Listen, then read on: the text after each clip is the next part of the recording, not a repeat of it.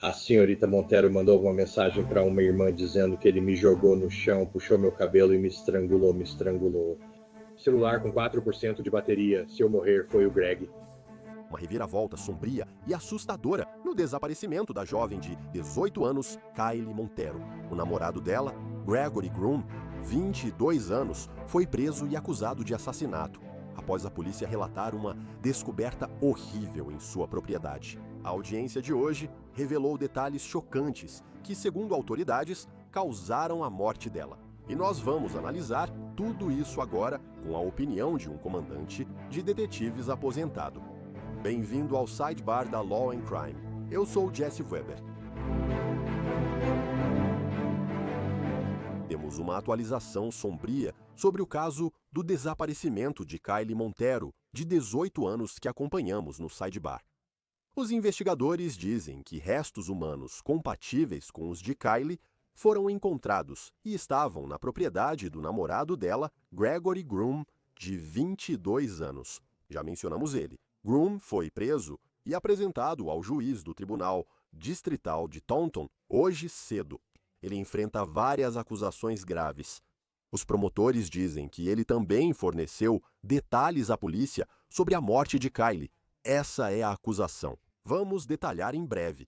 Esse evento trágico ocorre após quase 2 semanas de buscas intensas em Rehoboth, pequena cidade do condado de Bristol, Massachusetts, a cerca de 80 quilômetros de Boston.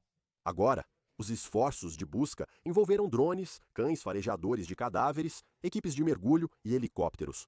Tudo ocorreu após Kylie ser vista pela última vez em 7 de agosto na casa de Groom, na County Street. Vou explicar o desaparecimento dela e o motivo da atualização. Vamos ao dia 6 de agosto.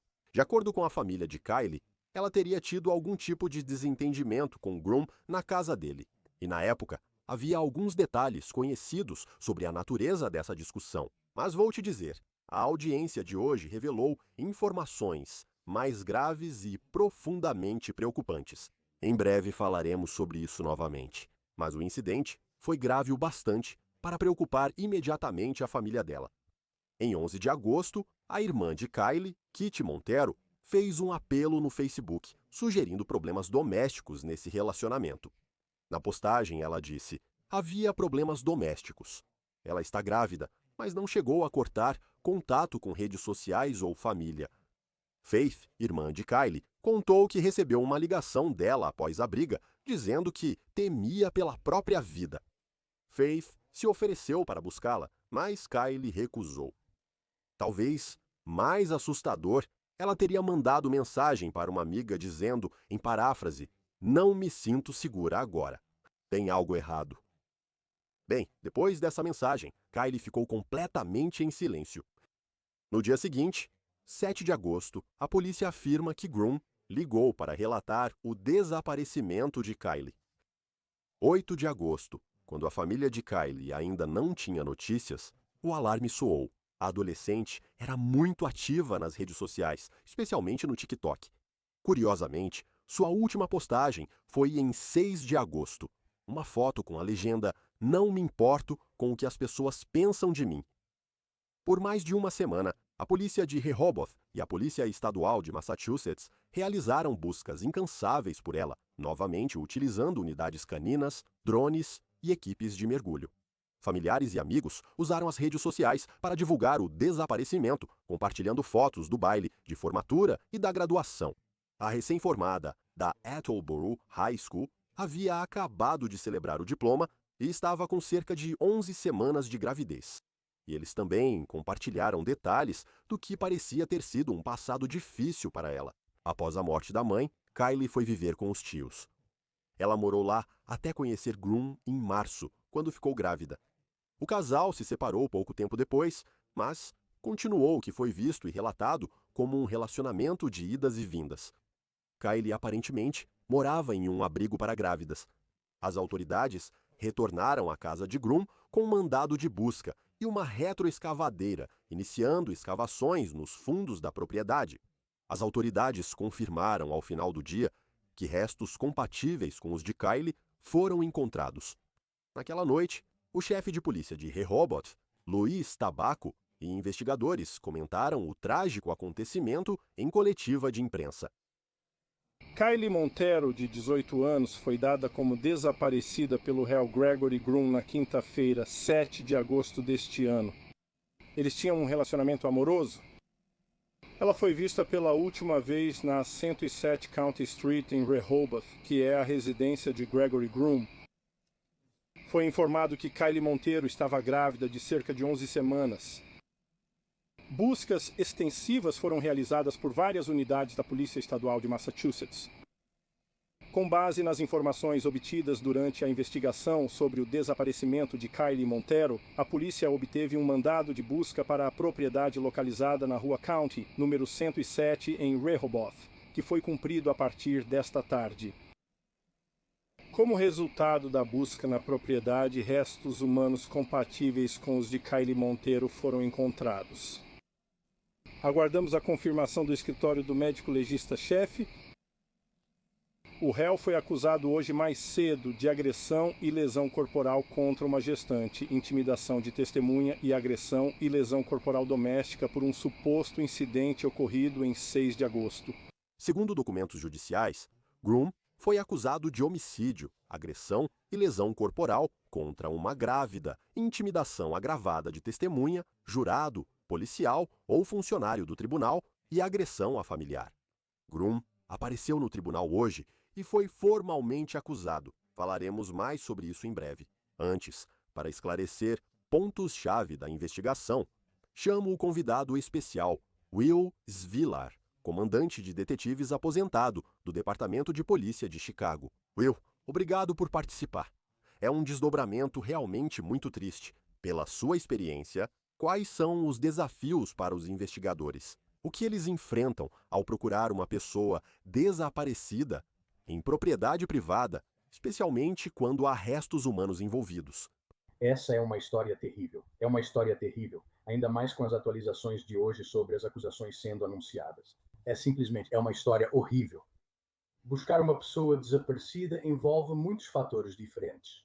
Neste caso, parecia que desde o início eles tinham uma ideia geral de que ela poderia estar com Groom, com base em um comentário que ela fez ou na mensagem de texto que enviou para os amigos. Acho que eles sabiam onde ela esteve por último. Agora, onde ela estava no momento, demorou um pouco para eles descobrirem. Parece que eles conseguiram essa informação durante uma entrevista.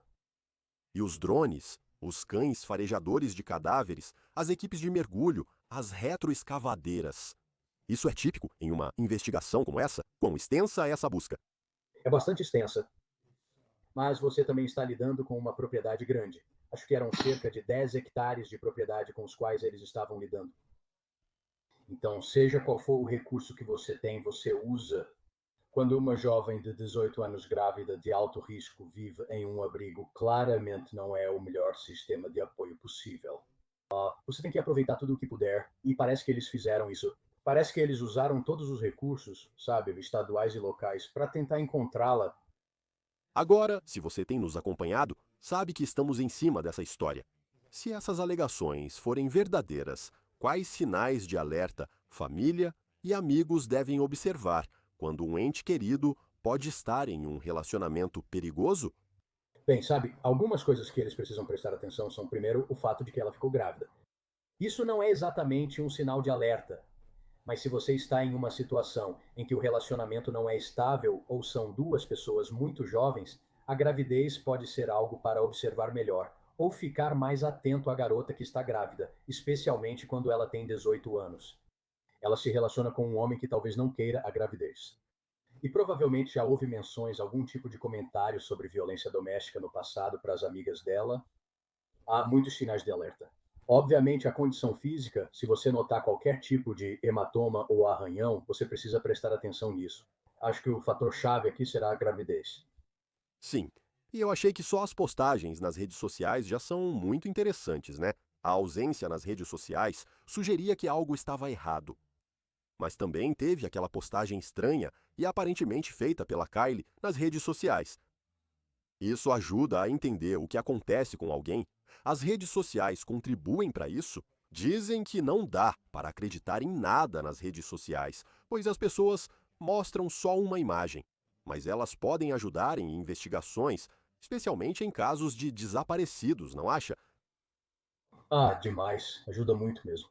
E nós tínhamos uma unidade inteira, que era uma unidade de redes sociais, que acessava as redes sociais das pessoas para tentar descobrir o histórico das postagens delas. Se alguém que posta frequentemente, seja a cada meia hora ou ao menos uma vez por dia, de repente, para sem explicação, isso é um sinal de alerta. Hoje em dia, todo mundo usa o celular o tempo todo, inclusive eu. Então, ter essas equipes com redes sociais é algo enorme. Agora, é uma parte vital da técnica investigativa. Vamos entrar um pouco mais no que saiu da audiência de Groom, ok? Depois vamos analisar tudo detalhadamente. Groom foi ao Tribunal Distrital do Condado de Taunton, onde ouviu as acusações contra ele. Gregory Groom.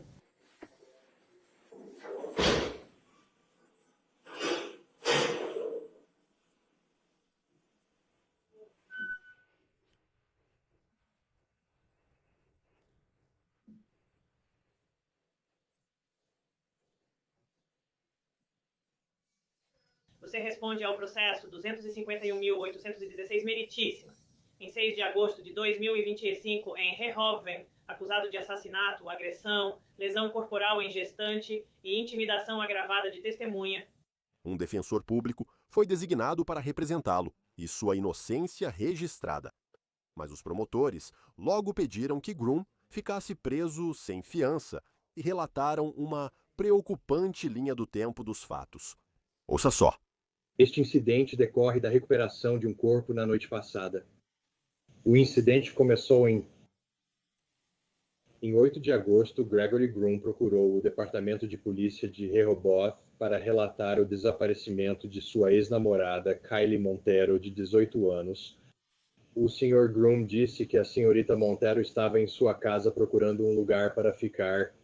Eles discutiram e depois ela saiu pela entrada da casa dele e não foi mais vista ou ouvida. A senhorita Montero era muito ativa nas redes sociais, mas ele, assim como amigos e familiares, não teve notícias dela em nenhuma rede nos dias seguintes. Os investigadores analisaram as redes sociais dela e entrevistaram Groom. Eles entrevistaram os familiares de Kylie e isso revelou um quadro supostamente mais preocupante. O Sr. Groom relatou que a senhorita Montero estava com aproximadamente 11 semanas de gravidez e disse a ele que ele era o pai do bebê. Que no dia 7 de agosto, no dia 6 de agosto, ela havia saído de um programa residencial e pegou um carro de aplicativo até a casa dele. Ela queria ficar com ele e uma discussão começou sobre se ele permitiria ou não que ela ficasse em sua propriedade. Quando a polícia começou a interrogá-lo e a outros membros da família, eles souberam pela irmã da senhorita Montero que no dia 6 de agosto, quando ela chegou à casa dele, houve uma briga entre o Sr. Groom e a senhorita Montero. A senhorita Montero enviou mensagem à irmã dizendo que ele me jogou no chão, puxou meu cabelo e me estrangulou. Meu celular está com 4% de bateria e se eu morrer, foi o Greg. Os familiares então tentaram se comunicar com a senhorita Montero e levá-la para um lugar seguro, mas ela não respondeu imediatamente. No final, houve uma resposta do dispositivo dela que indicava que ela estava tentando continuar na residência do Sr. Groom. E a investigação tomou um rumo muito sombrio, quando Groom foi levado para interrogatório. Na entrevista, ele admitiu que em 6 de agosto discutiu com a senhorita Montero, a empurrou, ela caiu e bateu a cabeça. Quando ela tentou entrar em contato com alguém, o Sr. Groom admitiu que derrubou o celular da mão dela, momento em que ele seria acusado de 3 crimes: agressão e lesão corporal em violência doméstica, agressão e lesão corporal contra uma gestante e intimidação de testemunha. Quando os investigadores continuaram pressionando o Sr. Groom sobre o paradeiro da senhorita Montero, informaram a ele que haviam solicitado e obtido um mandado de busca para uma busca minuciosa no número 107 da County Street. Isso incluía não apenas cães farejadores de cadáveres, mas também escavadeiras, químicos do Laboratório de Criminalística da Polícia Estadual de Massachusetts e outros investigadores. E informaram ao Sr. Groom que estavam preparados para vasculhar a propriedade e cavar, se necessário. O Sr. Groom então fez uma pausa. Ele teve a chance de informar à polícia onde estava o corpo da senhorita Montero, seja levando-os à sua propriedade, desenhando um mapa ou informando o local, pois acreditavam que ela estava morta. O Sr. Groom desenhou um mapa simples mostrando que discutiu atrás de um galpão na propriedade onde ele e a senhorita Montero costumavam ficar. Durante essa altercação, o Sr. Groom admitiu que esfaqueou a senhorita Montero 2 vezes no pescoço e 1 vez no peito. O golpe no peito quebrou a lâmina da faca. Ele usou uma faca de cozinha para esfaquear. E, com base nesse esfaqueamento, a senhorita Montero veio a óbito. O Sr. Groom disse à polícia que passou horas cavando um buraco na floresta, cerca de 20 metros de onde matou a senhorita Montero. Durante a noite, após cavar ao nascer do sol, ele empurrou o corpo dela no buraco e o cobriu.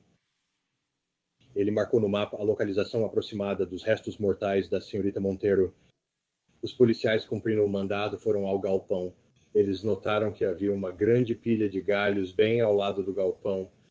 Foi isso que o Sr. Groom usou para encobrir o local do assassinato, para esconder o sangue que acabou sendo encontrado.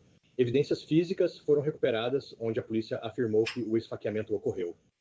A cerca de 20 metros dali, na floresta, havia outra grande pilha de galhos e árvores cortadas e empilhadas. Debaixo dessa pilha, a polícia encontrou um buraco retangular onde parecia que a terra havia sido recentemente remexida. Quando a polícia finalmente chamou os legistas para desenterrar aquele buraco, um corpo compatível com Kylie Montero foi encontrado a aproximadamente 1,5 metros de profundidade. Os restos da senhorita Montero foram recuperados ontem à noite e estão no escritório do chefe do legista para identificação e autópsia. Ok, Will. Pela sua experiência, quão comum é um suspeito relatar o desaparecimento de uma pessoa e depois ser implicado na morte dela, certo? Porque a maioria das pessoas, muita gente diria, bem, espere um minuto. Se eles fossem responsáveis, por que diabos alertariam as autoridades? Muito comum.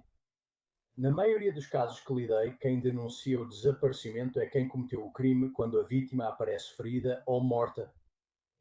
E quando você começa algumas dessas investigações iniciais após alguém ser dado como desaparecido, geralmente a pessoa que fornece mais informações e tenta ser mais prestativa é quem você deveria investigar, especialmente em situações domésticas.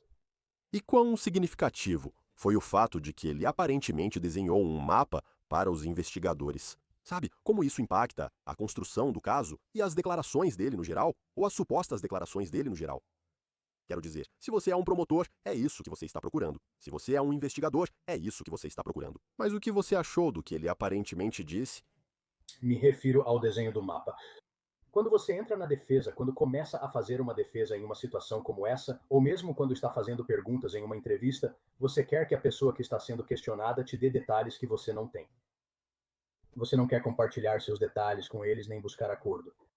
Você quer que eles te deem detalhes que você não tem. Um desenho de um mapa levando até um corpo. Acho que não existe evidência melhor do que essa. E os detalhes sobre a facada, a tentativa de esconder o corpo? Os investigadores ainda precisam confirmar vários desses detalhes. Mas se você está falando sobre tentar obter essa informação, primeiro, qual é a dificuldade em tentar extrair essa informação de um suspeito e garantir que nenhum direito seja violado, para que isso possa ser usado em um tribunal? Mas também, você se pergunta por que um suspeito supostamente revelaria essa informação. Em muitos casos, nos casos em que trabalhei, se você tem alguém que não pede um advogado imediatamente, há uma chance de que essa pessoa queira te contar algo. Se você questiona alguém e ela continua conversando, é porque quer te dizer algo. Você precisa tentar dar uma saída para eles. E o que eu quero dizer com isso é que você tem que mostrar ou dizer, olha, eu sei o que aconteceu, mas você precisa me contar por que isso aconteceu, para que você não pareça um monstro ou um animal. Você tem que contar o seu lado da história. Essa técnica funciona porque um assassino a sangue frio chama um advogado e fica em silêncio. Alguém que pode ter feito algo por causa de uma paixão súbita e intensa vai querer te contar. Olha, eu fiz isso, mas esses são os fatores. Foi isso que aconteceu que levou a isso. Como os investigadores confirmam as coisas? Como confirmam a ordem dos fatos quando há agressão física, arma e tentativa de encobrir o crime? Porque a linha do tempo importa, a sequência dos acontecimentos importa. A linha do tempo é tudo. Falamos sobre postagens nas redes sociais. Nós falamos sobre celulares, rastreamento de um celular, último paradeiro, último contato que ela faz com a família quando sai da casa residencial. Tudo isso faz parte de uma linha do tempo. E a linha do tempo é crucial. Especialmente quando você vai entrar na parte da perícia, no pós-morte, ou hora da morte, causa e modo da morte. Você combina isso com o que ele declarou. Tudo isso deve seguir uma linha do tempo para fazer sentido e ser comprovável, tornando o caso passível de acusação. Qual é esse suposto, você sabe, assassinato? E qual é o local onde os restos mortais foram encontrados? O que isso te diz sobre o que pode ter acontecido aqui? Sempre me pergunto, ao lidar com casos não explicados e a descoberta de um corpo, quem teve meios, oportunidade e recursos para transportar o corpo até o local. Esta é uma área tão específica. Obviamente, o caso eu não gostaria de defendê-lo. Quero dizer, é realmente difícil. Isso se torna apenas uma questão sobre o que esse nível de ataque significa e onde os restos foram encontrados e em que condição estavam. O que isso te diz? Bem, basicamente isso vai contar a história. Vai mostrar, claro, ele nos levou ao corpo, então foi ele quem o colocou lá. É isso que você vai ter que provar. Em segundo lugar, quando você fala sobre defender alguém, você está certo. Eu também não gostaria de defender essa pessoa. Então, o que você vai ter que fazer, na minha opinião, neste caso, é alegar paixão súbita e intensa, algo que você não pretendia que acontecesse, e vai tentar reduzir a acusação de homicídio doloso de primeiro grau com base na cooperação dele, com base no fato de que a única defesa que você pode apresentar é paixão súbita e intensa. Fiz isso acidentalmente, perdi a cabeça ou algo assim, mas para um promotor não há situação melhor. Como investigador, receber uma declaração confirmada por evidências físicas é horrível, mas representa um bom caso, se isso faz sentido. Eu sempre fico me perguntando, na sua perspectiva, se dá para conseguir algum tipo de acordo para evitar um julgamento. Isso é algo que, sabe, obviamente, do ponto de vista da vítima, eu já falei sobre isso tantas vezes em casos de abuso sexual. Se você puder poupar as vítimas de ter que subir ao banco das testemunhas e recontar o que aconteceu, quero dizer, esse é o objetivo. Se você puder poupar o júri de fotos grotescas de autópsia e de conteúdo realmente perturbador, obviamente eu acho que há uma vantagem nisso. Sams, e o custo de um julgamento. Do ponto de vista investigativo, você faz o trabalho. Talvez você teria a oportunidade de explicar a um júri ou juiz o que a investigação revelou, o que as provas mostraram. Se isso não for a julgamento e houver um acordo, e eu não tenho certeza se é o caso aqui, como as autoridades normalmente veem isso? Em casos assim, ao falar de acordos em homicídio, é claro que a vítima não pode opinar. Normalmente você procura a família. Os promotores vão até a família, nem sempre, mas eles vão até a família para ver se é algo que eles querem, tipo, vocês querem ser poupados disso? Aqui está o acordo. Mas o acordo tem que fazer sentido. Não pode ser 10 anos. Sabe o que quero dizer? Não há justiça nisso. Não gosto de acordos judiciais. Nesses casos, eu não aceitaria acordo. Preferiria que um júri ouvisse, pois é horrível e esse homem não deveria sair da prisão se for culpado. Mas às vezes eles fazem sentido. Se você, como disse, poupar a família dos detalhes, poupar todo mundo dos detalhes e evitar um julgamento longo e arrastado, se for o caso. Mas, na minha opinião, é muito importante que a família concorde com qualquer acordo antes que ele seja feito. E o juiz também não é obrigado a aceitar. Não, claro. Nem sei como seria um aqui, mas falando da família um instante. Então a família da Kylie Lee estava se agarrando à esperança. Eles tinham esperança de que ela seria encontrada e ficaria bem. Agora enfrentam a realidade. A irmã dela, Kitty, fez essa postagem no Facebook. Agradeço novamente a Faith, a polícia de Rehoboth e a Polícia Estadual de Massachusetts pela dedicação e trabalho incansável na resolução do caso. Eu sei que esse não é o desfecho que todos nós queríamos, mas isso nos traz um encerramento e dá a Kylie a oportunidade de descansar em paz com sua mãe e seu bebê. Sem vocês, talvez ela não encontrasse paz por anos. Poucos conseguem isso em casos assim. Acho que é um bom momento para lembrar a todos de sempre checarem como as pessoas estão. Diga que você as ama toda vez que tiver oportunidade. Tire fotos todos os dias e nunca se esqueça que as pessoas te amam, muitas pessoas. Agora, uma vaquinha foi criada para ajudar a família dela com os custos do funeral. E a família escreveu: "Obrigado a todos pela ajuda em divulgar e por todo o apoio que nossa família recebeu até agora. Este é um encerramento e agradecemos muito a ajuda de todos. Obviamente, haverá processos judiciais, mas estamos lidando com isso um passo de cada vez." A irmã dela, Fé, informou que haverá uma vigília à luz de velas em sua homenagem no sábado, 23 de agosto. Quanto a Gregório Grum, ele continua sob custódia enquanto a investigação prossegue. Mais detalhes são esperados em uma audiência marcada para o dia 10 de setembro. Mas Will, pense sobre isso. Se não tivessem descoberto tão rápido os restos dela, deixe-me pensar assim. Você tem aqueles restos naquele local específico. A chance de que eles não tenham sido descobertos? E se fossem descobertos depois, poderiam estar em um estado em que não daria para saber se são de Kylie ou compatíveis com ela?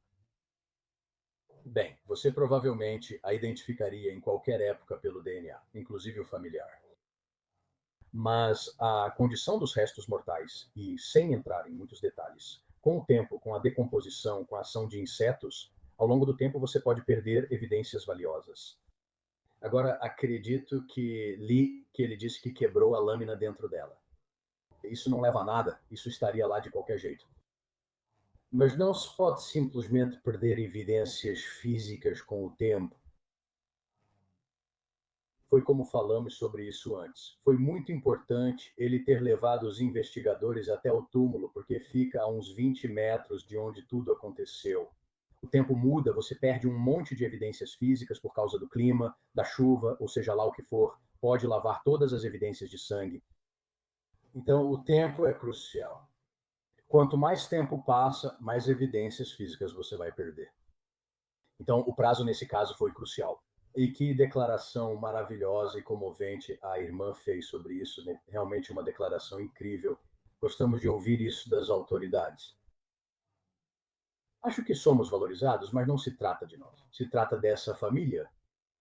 Como você orienta uma família que perdeu um ente querido durante esse processo, certo? Primeiro, você precisa alertá-los sobre o fato de que esses restos humanos foram encontrados, mas agora eles precisam passar para a próxima fase, certo? Eles precisam passar, além do luto, do sofrimento e de tentar entender tudo isso, agora eles também precisam enfrentar o processo legal.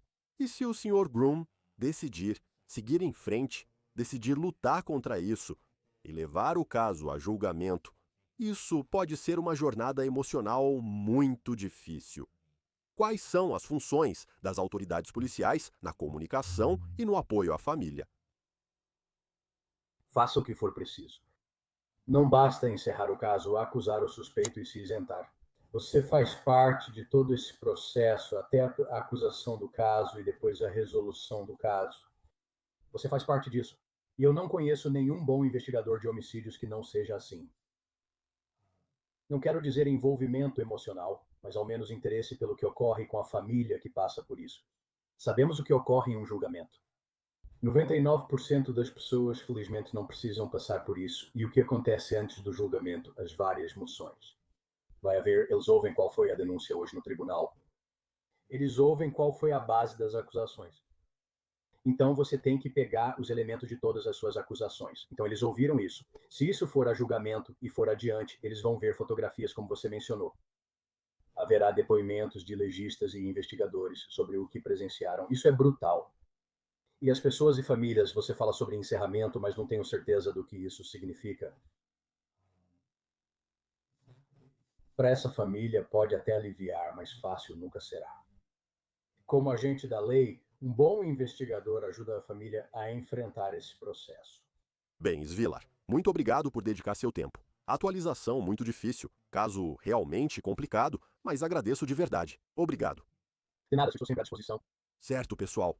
E isso é tudo que temos para vocês agora aqui no Sidebar. Muito obrigado por nos acompanharem. Como sempre, inscrevam-se no YouTube, Apple Podcasts, Spotify ou onde ouvirem podcasts. Sou Jesse Weber. Eu falo com vocês na próxima vez.